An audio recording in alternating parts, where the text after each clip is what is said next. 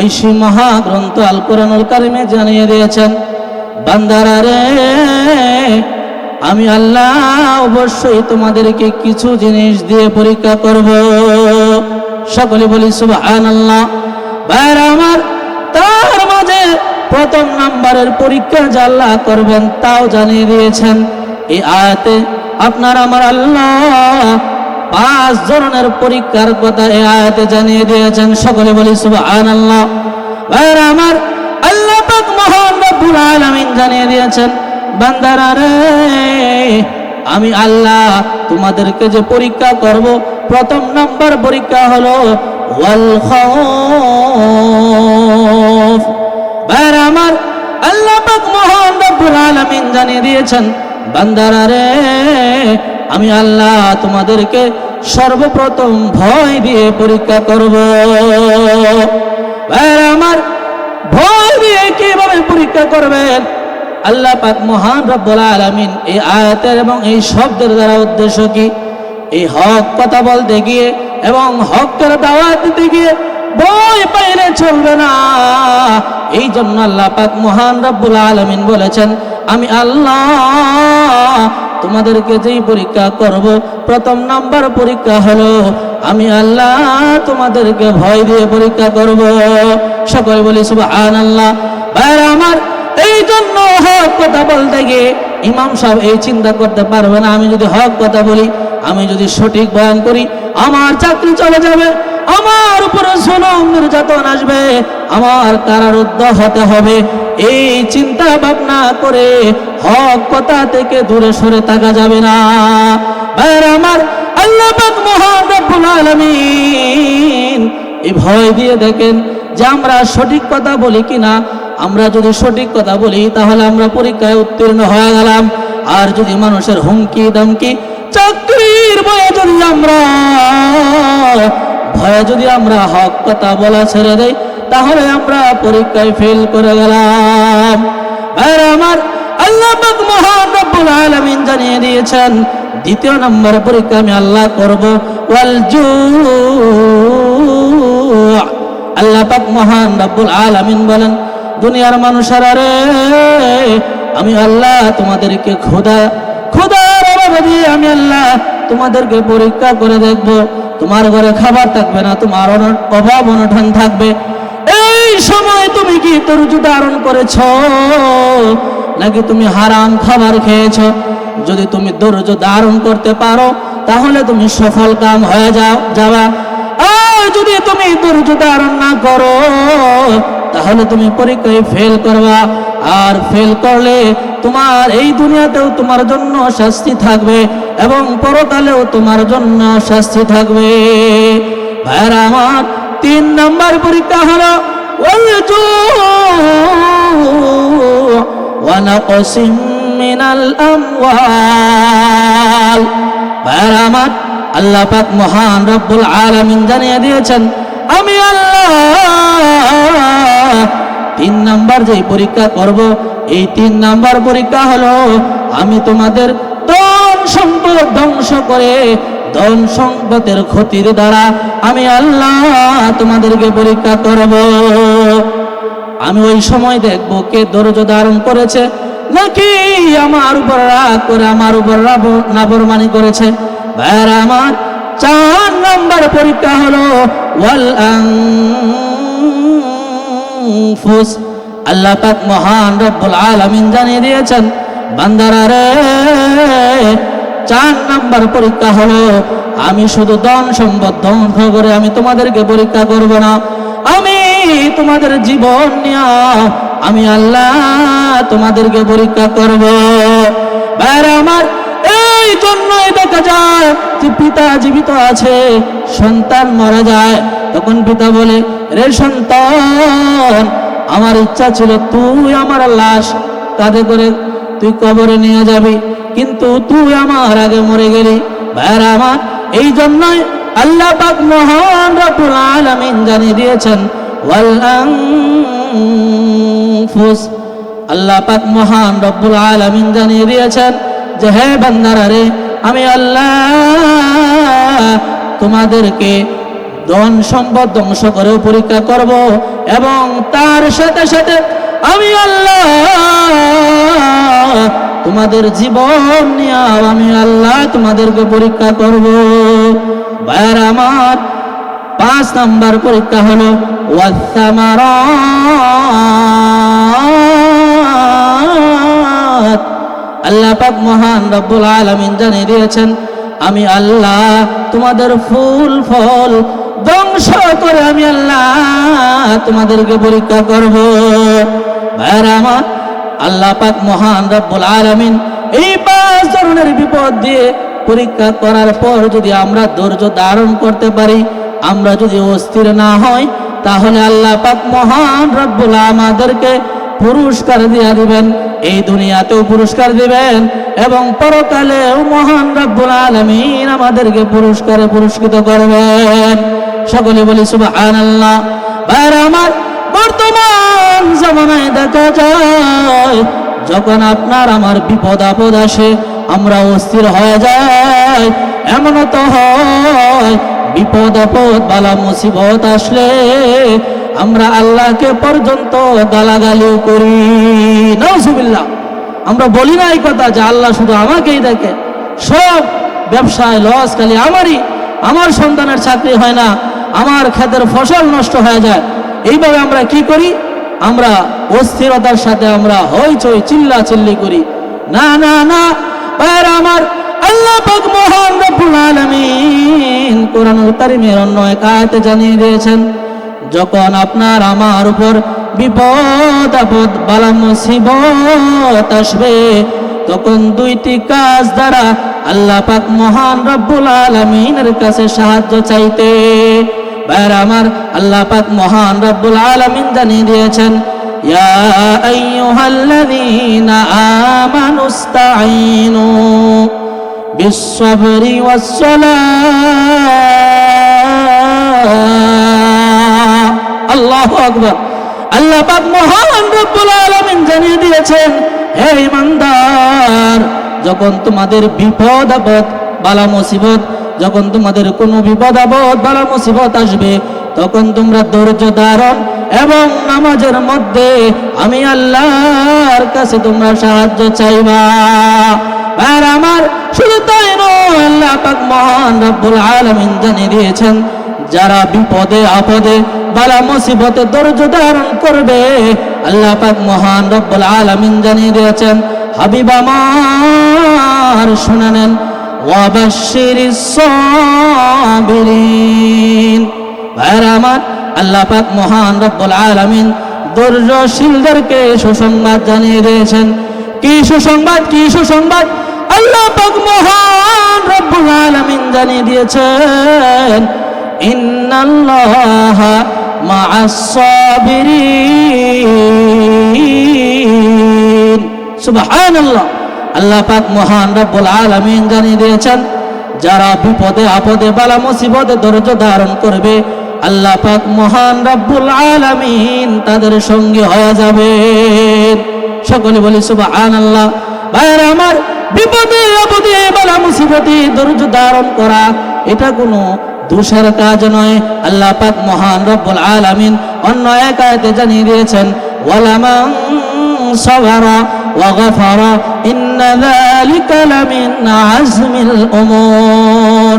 ভাইরা আমার, আল্লাহ পাক মহান রব্বুল আলামিন জানিয়ে দিয়েছেন, বিপদে আপদে ধৈর্য ধারণ করা এটা বীরত্বের কাজ। সকলে বলে সুবহানাল্লাহ। ভাইরা আমার, উম্মুল মুমিনিন, ভাইরা আমার, আল্লাহর নবী বিশ্ব নবী মুহাম্মদ আরবি সাল্লাল্লাহু আলাইহি ওয়াসাল্লামের স্ত্রী উম্মুল মুমিনিন উম্মে সালমা রাদিয়াল্লাহু তাআলা আনহা জানিয়ে দিয়েছেন, উম্মতের লোকেরা রে, তোমরা জানোনি আমি মুহাম্মদের স্ত্রী হওয়ার পূর্বে আমার স্ত্রী ছিল আবু সালমা রাদিয়াল্লাহু তাআলা আনহা। কিন্তু আবু সালমা রাদিয়াল্লাহু তাআলা আনহা আমাকে একটি দোয়া শিখাইছিলেন।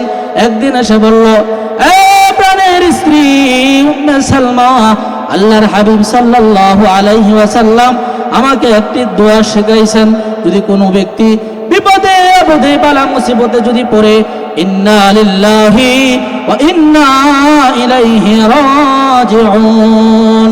আবার যদি সাথে সাথে আরেকটি দোয়া পড়ে, আল্লাহুম্মা আজিরনি ফি মুসিবাতি ওয়া খুলুফ লি খায়রাম মিনহা। ভাইরা আমার, যদি কোনো ব্যক্তি বিপদে আপদে বালা মুসিবতে ইন্না লিল্লাহি ওয়া ইন্না ইলাইহি রাজিউন এবং সাথে দোয়া পড়ে, আল্লাহর নবী বিশ্ব নবী মুহাম্মদ আরবি সাল্লাল্লাহু আলাইহি ওয়াসাল্লাম জানিয়ে দিয়েছেন, আল্লাহ পাক মহান রব্বুল আলামিন এর থেকে উত্তম জিনিস দান করবেন। সকলে বলি সুবহানাল্লাহ। ভাইরা আমার, উম্মে সালমা রাদিয়াল্লাহু তাআলা আনহা তিনি বলেন, আমার স্বামী ছিল আবু সালমা। আবু সালমাকে আমি এমন ভালোবাসতাম যা বলে শেষ করতে পারবো না।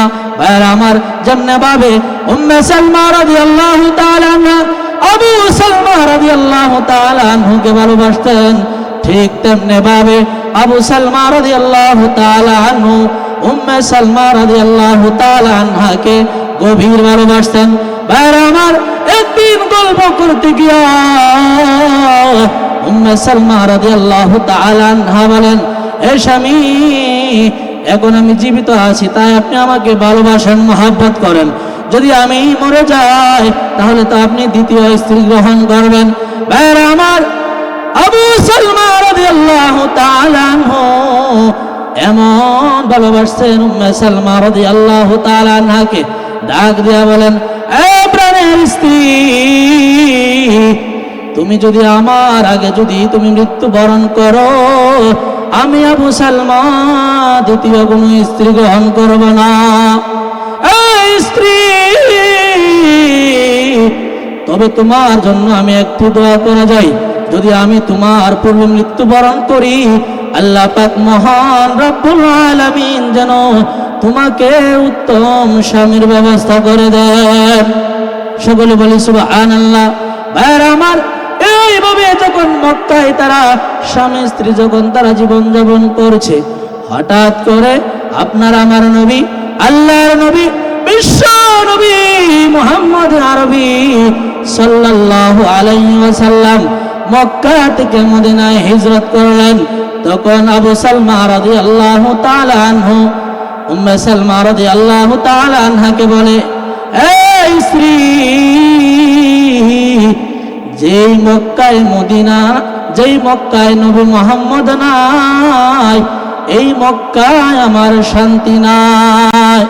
ভাইরা আমার, আবু সালমা রাদিয়াল্লাহু তাআলা আনহু বলেন, নবীজি চলে গেছে মদিনায়, উম্মে সালমা রে, চলো আমরাও যাব সোনার মদিনায়। মদিনায় যাইতে পারলাম না, মদিনা দেখতে পারলাম না, মদিনায় যাইতে পারলাম না, মদিনা দেখতে পারলাম না। আমি অসহায় তাই দূরে রই, আমি অসহায় তাই দূরে রই, শুধুই সালাম জানাই। মদিনায় যাইতে পারলাম না, মদিনা দেখতে পারলাম না। আমি অসহায় তাই এত দূরে রই, আমি অসহায় তাই এত দূরে রই, শুধুই সালাম জানাই। মদিনায় যাইতে পারলাম না, মদিনা দেখতে পারলাম না।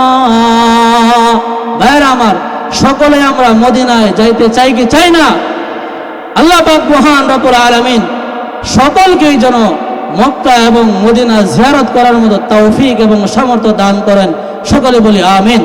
ভাইরা আমার, যখন আবু সালমা রাদিয়াল্লাহু তাআলা আনহু উম্মে সালমা রাদিয়াল্লাহু তাআলা আনহাকে বলল যে মক্কা থেকে মদিনায় তোমার আমার নবী মদিনায় হিজরত করেছে, আমরা আর এই মক্কায় থাকবো না। ভাইরা আমার, এইভাবে কথা বলার পর আবু সালমা রাদিয়াল্লাহু তাআলা আনহু সকালবেলা উম্মে সালমা রাদিয়াল্লাহু তাআলা আনহাকে সাথে নিয়ে মদিনার পথে রওনা হলেন। মদিনার পথে রওনা হওয়ার পর উম্মে সালমা রাদিয়াল্লাহু তাআলা আনহার বংশের লোকেরা আসলো এবং বলল, হে আবু সালমা, তুমি মদিনায় না, যেখানে ইচ্ছা সেখানে যাও, তবে আমাদের বংশের মেয়ে উম্মে সালমাকে যেখানে সেখানে নিয়ে ঘোরাঘুরি করবা, এটা আমরা তোমাকে দেব না। ভাইয়েরা আমার, ঠিক তেমনি ভাবে আবু সালমা রাদিয়াল্লাহু তাআলা আনহুর বংশের লোকেরা তার সন্তানকে নেওয়ার জন্য আসলো। বলল, হে আবু সালমা, তুমি যেখানে ইচ্ছা সেখানে যাও, তবে আমাদের বংশের প্রতি তোমার সন্তানকে তোমার সাথে নিতে পারবে না। ভাইয়েরা আমার, মক্কার কাফের মুশরিকরা তারা হয়তো ভেবেছিল যদি আবু সালমার সন্তান এবং স্ত্রীকে রেখে দেই তাহলে সে হয়তো ইসলাম ধর্ম ছেড়ে দেবে, মক্কায় থেকে যাবে, মদিনায় যাবে না। ভাইয়েরা আমার, সাহাবীদের ঈমান কেমন মজবুত ছিল! প্রাণের স্ত্রী এবং কলিজার টুকরা সন্তানকে রেখে মদিনায় চলে গেছে। সকলে বলে সুবহানাল্লাহ। ভাইয়েরা আমার, আবু সালমা যখন আল্লাহর নবী, বিশ্ব নবী মুহাম্মদ আরবি সাল্লাল্লাহু আলাইহি ওয়াসাল্লামের দরবারে যখন উপস্থিত হলেন, তখন বললেন, আসসালামু আলাইকা, আসসালাতু ওয়াসসালামু আলাইকা ইয়া হাবিবাল্লাহ, ইয়া রাসূলুল্লাহ। তখন আপনার আমার নবী, আল্লাহর নবী, বিশ্ব নবী মুহাম্মদ আরবি সাল্লাল্লাহু আলাইহি ওয়াসাল্লাম বলেন, আবু সালমা রে, তোমার মনটা বেজার কেন, তার কারণ কি? ভাইরা আমার, আবু সালমা রাদিয়াল্লাহু তাআলা আনহু বলে, ও আল্লাহর নবী, এই ইসলামের জন্য এবং আপনার দ্বীনের জন্য প্রাণের স্ত্রীকে ছেড়েছি, কলিজার টুকরা সন্তানকে ছেড়েছি, নিজের ঘর বাড়ি ছেড়েছি, নিজের সহায় সম্পদ ছেড়েছি। এতক্ষণ পর্যন্ত আমার মনটা বেজার ছিল, যখন আপনার এই সুন্দর চেহারা আমি দেখলাম, সাথে সাথে আমার মনের সব দুঃখ কষ্ট দূর হয়ে গেছে। সকলে বলি সুবহানাল্লাহ। ভাইরা আমার, এইভাবে যখন আবু সালমা রাদিয়াল্লাহু তাআলা আনহু মদিনায় তিনি বসবাস করতেছেন, অন্যদিকে মক্কায় উম্মে সালমা রাদিয়াল্লাহু তাআলা আনহা কয়েকদিন পর পরই সকালে সে বের হয় এবং যে জায়গা পর্যন্ত আবু সালমা রাদিয়াল্লাহু তাআলা আনহু মদিনায় চলে গেছে, এই পর্যন্ত এসে উম্মে সালমা রাদিয়াল্লাহু তাআলা আনহা বলে, এ প্রাণের স্বামী, আপনি আমাকে ভুল বুঝবেন না, আমি ইচ্ছা করে মক্কায় থাকি নাই, আমার বংশের লোকেরা আমার জোর জবরদস্তি করে রেখে দিয়েছে। ভাইরা আমার, এইভাবে যত দিন অতিবাহিত হচ্ছে, উম্মে সালমা খাবার খায় না, ঘুমায় না। তার বংশের লোকেরা বলে, তোমরা কি চাও এই মেয়েটি এইভাবে খাবার দাবার না খেয়ে মরে যাক? না না না, তা হতে পারে না। তার স্বামী আবু সালমা কাছে, তার স্বামী আবু সালমার কাছে মদিনায় পাঠিয়ে দাও। ভাইরা আমার, ঠিক তেমনি ভাবে আবু সালমার সন্তানের কেউ, তার আত্মীয় স্বজনরা বলল যে এই সন্তানদের পিতা মাতা ছাড়া সে খাবার দাবার খায় না, ঘুমায় না, তার পিতার কাছে তাকে পাঠিয়ে দাও। ভাইরা আমার, এইভাবে আল্লাহর কুদরত বোঝা যায় না। যখন উম্মে সালমা এবং তার সন্তানকে নিয়ে মদিনায় যখন বসলেন, তখন আবু সালমা রাদিয়াল্লাহু তাআলা আনহুর কাছে কয়েকদিন এইভাবে যখন বসবাস করলেন, ভাইরা আমার, উহুদ যুদ্ধের দামামা বেজে গেল। তখন আবু সালমা রাদিয়াল্লাহু তাআলা আনহু যুদ্ধের ময়দানে তিনি গেলেন, কাফের মুশরিকদেরকে তিনি হত্যা করতে করতে এক পর্যায়ে আবু সালমা রাদিয়াল্লাহু তাআলা আনহু এই দুনিয়া থেকে বিদায় নিয়ে শহীদ হয়ে গেছেন। সকলে বলি সুবহানাল্লাহ। ভাইরা আমার, উহুদের ময়দান থেকে আবু সালমা রাদিয়াল্লাহু তাআলা আনহুর লাশকে যখন আনলো, উম্মে সালমা রাদিয়াল্লাহু তাআলা আনহা তিনি এই লাশ দেখে হাঁটু গেড়ে বসে গেল। তিনি হাউমাউ করে কান্না করতে কান্না করতে করতে বলতে লাগলো, প্রাণের স্বামী, অনেক দিন পূর্বে মক্কার কাফের মুশরিকরা মক্কা থেকে আপনার সাথে মদিনায় যাইতে দিল না। ভোগ ভরা আশা নিয়ে এসেছিলাম যে আপনার সাথে মদিনায় বসবাস করব, কিন্তু বেশি দিন অতিবাহিত হলো না, আপনি আমাদেরকে রেখে চলে গেলেন। প্রাণের স্বামী রে, আপনি যে আমাদেরকে রেখে চলে গেলেন, আপনার জন্য মক্কায় নিজের বাবা মা ছাড়লাম, নিজের ভাই বোন ছাড়লাম, সহায় সম্পত্তি ছেড়ে মদিনায় এসেছিলাম। এই মদিনায় কে আমাদেরকে আশ্রয় দিবে? কে আমাদের খাবারের ব্যবস্থা করবে? কে আমাদের থাকার ব্যবস্থা করবে? অচেনা জায়গায় এই মদিনায় আমাদের কেউ নাই। আপনার কলিজার টুকরা সন্তান যখন আব্বা আব্বা বলে ডাকবে, কে বাবা বলে তার জবাব দেবে? ভাইরা আমার, এইভাবে উম্মে সালমা রাদিয়াল্লাহু তাআলা আনহা আবু সালমা রাদিয়াল্লাহু তাআলা আনহুর লাশের কাছে হাউমাউ করে কান্না করতে লাগলো। ভাইরা আমার, মার কান্না দেখে আবু সালমার শিশু সন্তান সেও কান্না করতে লাগলো হাউমাউ করে। সেও বলতে লাগলো, এ পিতা, আপনার হাত ধরে হাঁটা শিখেছি, যখন পড়ে যাইতাম আপনি বুক ভরা আশা দিতেন, কিন্তু আজকে মদিনায় আসলাম, কিছুদিন যাইতে না যাইতে আপনি কেন চুপ করে আছেন?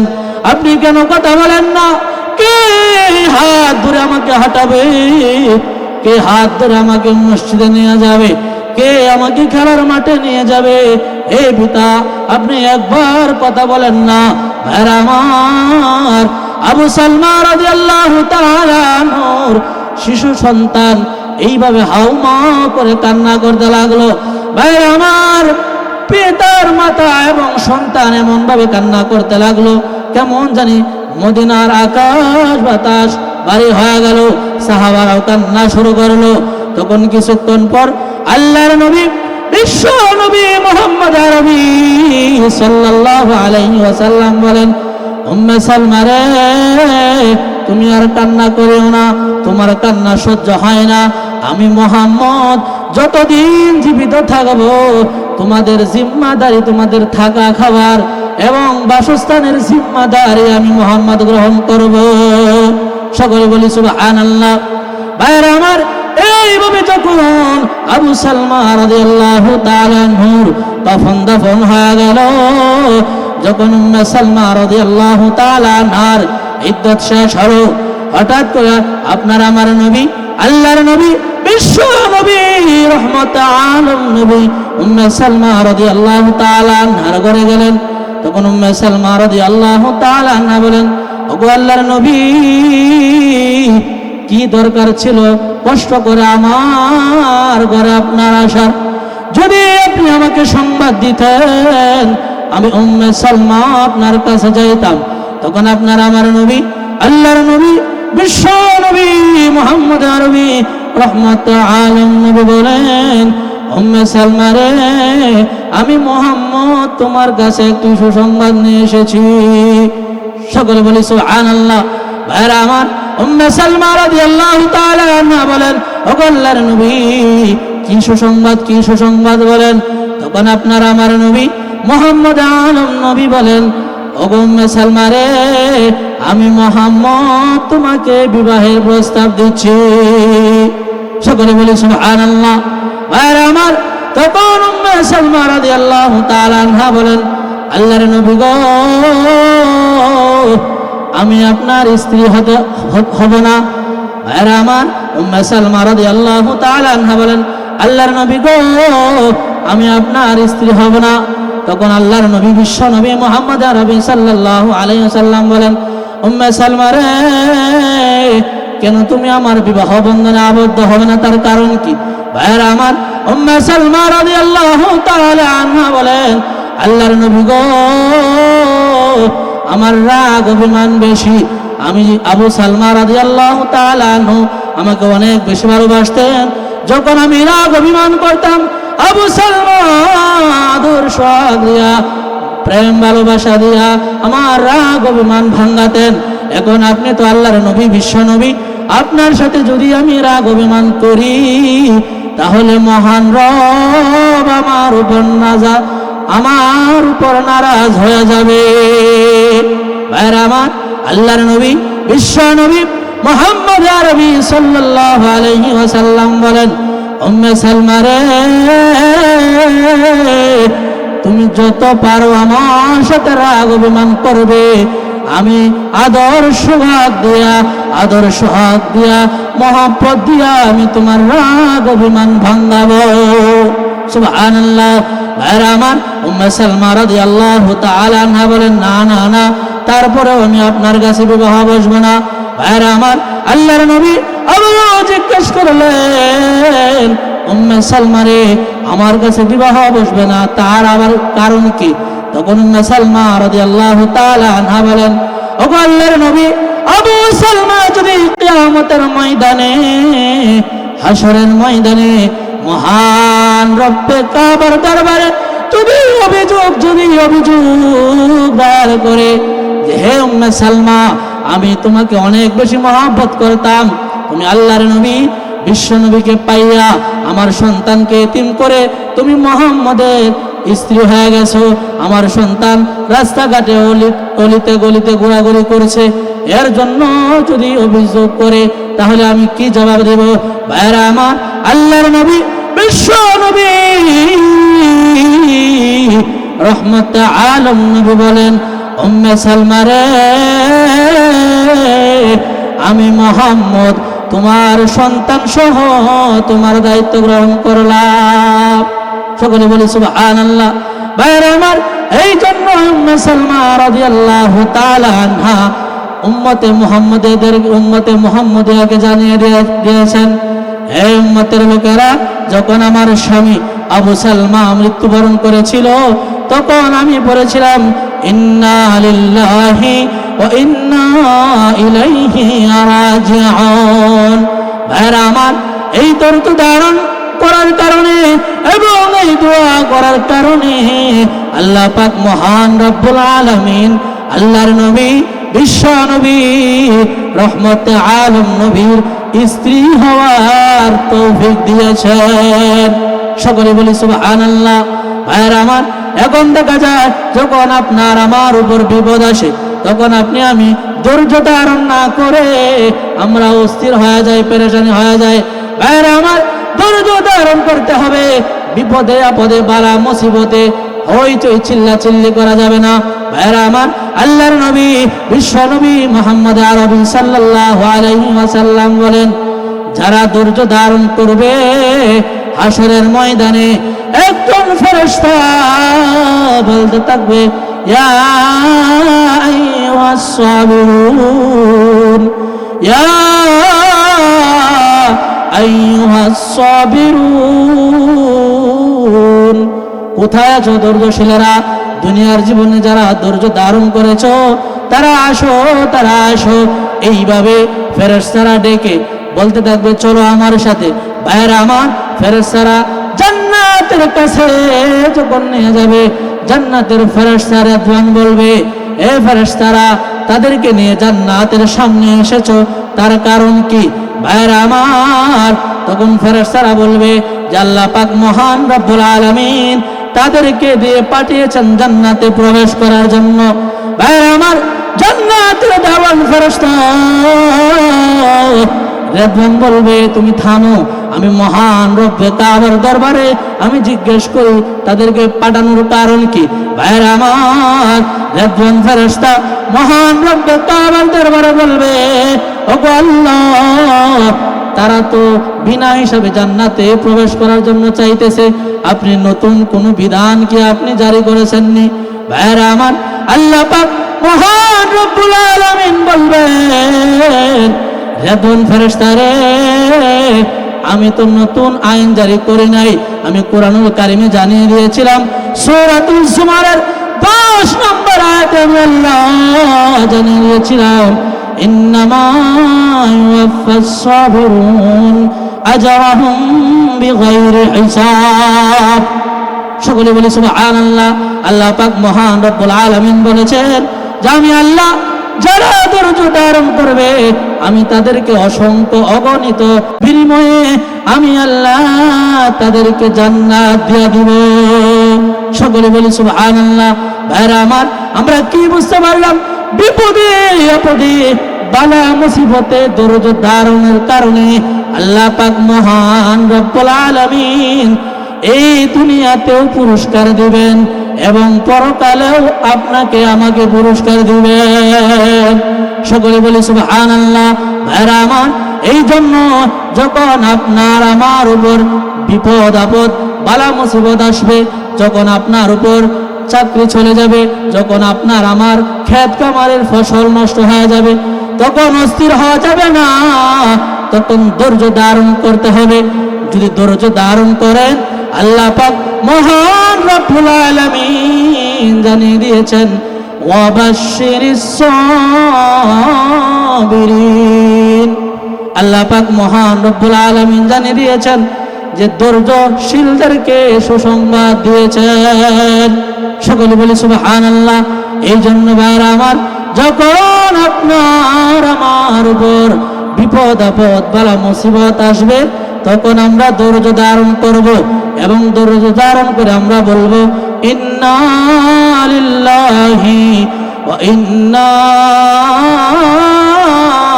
ইলাইহি রাজিউন। ভাইরা আমার, যে ধৈর্য সম্পর্কে আলোচনা করলাম, আল্লাহ পাক মহান রব্বুল আলামিন আপনাকে আমাকে সর্ব অবস্থায় যেই বিপদ আপদে আল্লাহ পাক মহান রব্বুল আলামিন পরীক্ষা করবেন, এই পরীক্ষার সময় আমরা ধৈর্য ধারণ করব।